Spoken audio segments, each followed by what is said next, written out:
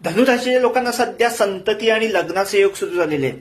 आता 2025 मध्ये तुम्ही संततीसाठी प्रयत्न करताय किंवा लग्नासाठी प्रयत्न करताय तर तुमच्या प्रयत्नाला यश येऊ शकतं.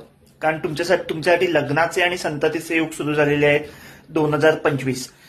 तसंच 2025 आता तुम्हाला एप्रिलमध्ये थोड्याशा अडचणी येणार आहेत तुमच्या करिअरमध्ये. नोकरी व्यवसाय जगात तुमचं जे काय असेल त्याच्यात अडचणी येतील एप्रिल आणि जुलैमध्ये पण.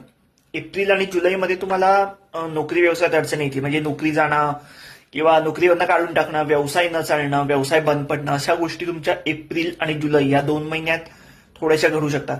पण काही टेन्शन घेऊ नका, पुढे तुमचा काळ सगळा चांगला आहे.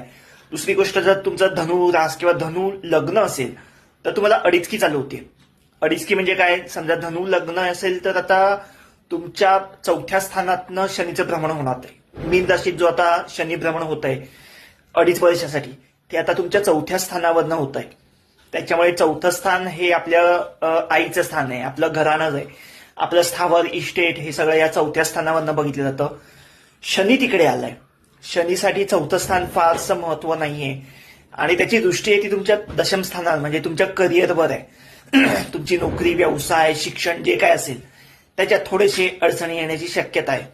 पण तसं काही घाबरण्यासारखं नाहीये. स्ट्रगल नक्कीच असेल. धनुरास किंवा धनु लग्न असेल, स्ट्रगल नक्कीच असेल. पण काय टेन्शन घेऊ नका. तुम्ही नेहमीसारखे तुमचे प्रयत्न चालू ठेवा. पुढे सगळं काही छान होणार आहे. All the best.